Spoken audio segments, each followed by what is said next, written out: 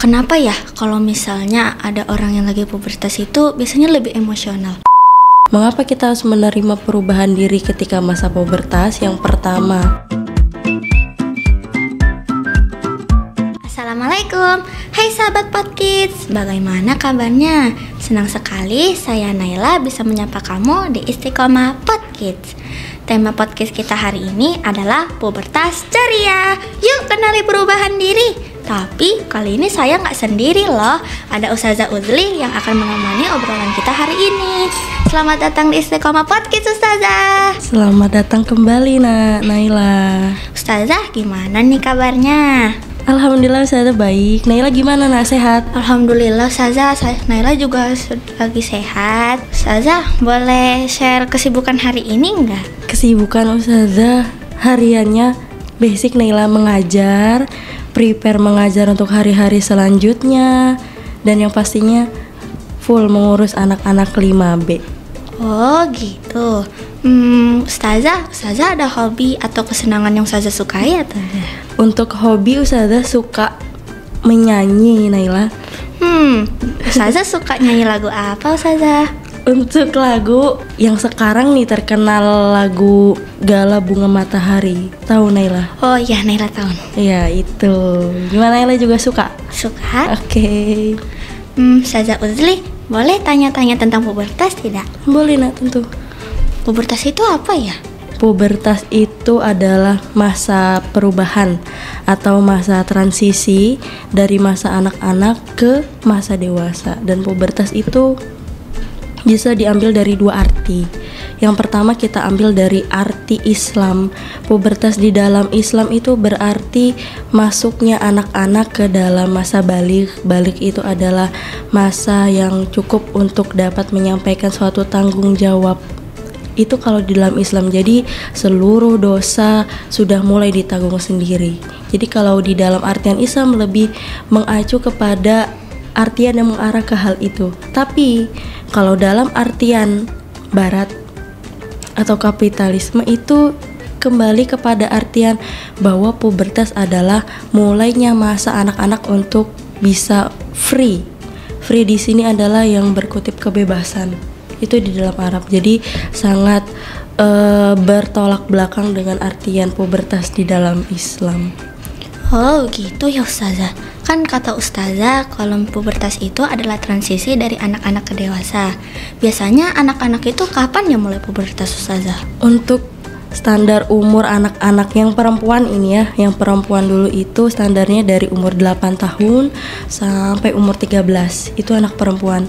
Tetapi untuk anak laki-laki mereka mempunyai siklus umur yang agak sedikit berbeda dengan perempuan. Mulainya itu dari umur 10 sampai 16. Itu perbedaannya ada di situ Naila. Cukup jauh ya Ustazah. Iya betul. Biasanya perubahan-perubahan yang terjadi ketika kita pubertas itu apa ya biasanya Ustazah?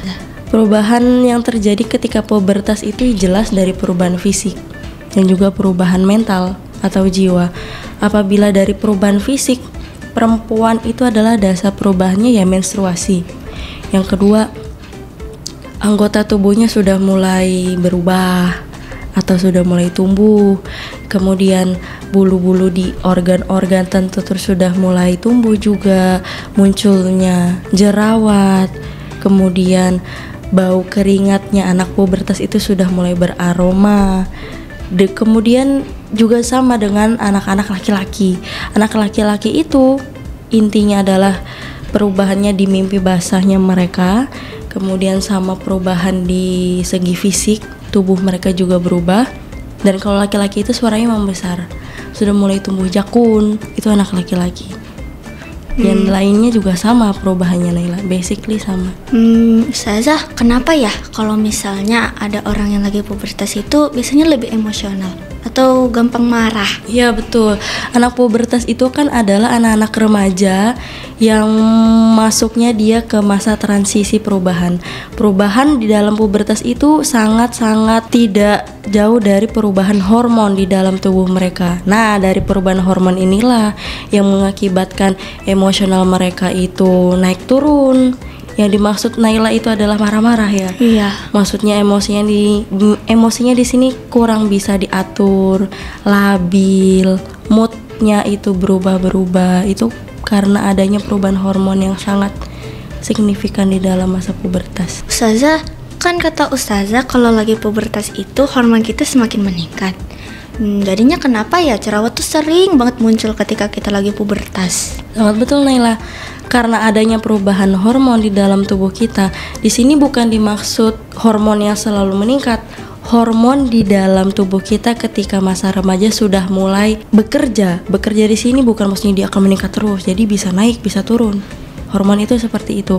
Dari adanya kerja hormon di dalam tubuh kita mengakibatkan kelenjar minyak di dalam tubuh kita meningkatkan produksinya. Maksudnya di sini minyak yang diproduksi di kelenjar itu lebih banyak, yang mengakibatkan dapat terjadi penyumbatan di pori-pori. Finishingnya itu jerawat muncul. Itu banyak terjadi ketika masa pubertasnya anak remaja. Ustazah, gimana ya cara merawat tubuh saat kita lagi pubertas? Cara merawat tubuh ketika pubertas, dasarnya itu adalah kita harus makan makanan yang bergizi, minum minuman yang bergizi. Kemudian yang kedua itu adalah olahraga yang teratur.